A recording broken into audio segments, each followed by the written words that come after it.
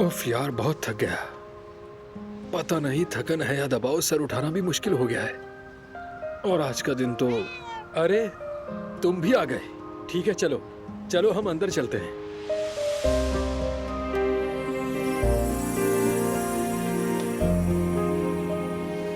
या अल्लाह, ये कितना खूबसूरत नजारा है। ये तुम्हारी मुस्कुराहट, तुम्हारी आंखें, कुर्बान जाऊं इन पर। अब ना कोई थकन रही और ना ही कोई दबाव।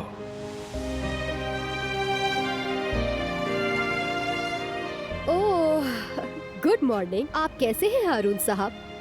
आपको भी गुड मॉर्निंग यास्मीन साहिबा।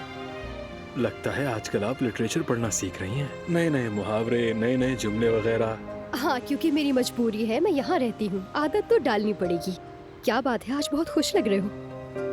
खैरियत है? आज सुबह सुबह चेहरे पर बड़ी मुस्कुराहट है। हाँ हाँ, खैरियत है। बस तुम्हें देखते ही दिल खुश हो जाता है।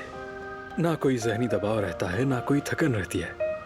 सोचो, अगर हर सुबह तुम दरवाजे पर मुझे ऐसे ही वेलकम करो तो मैं ऐसे ही मुस्कुराता रहूंगा।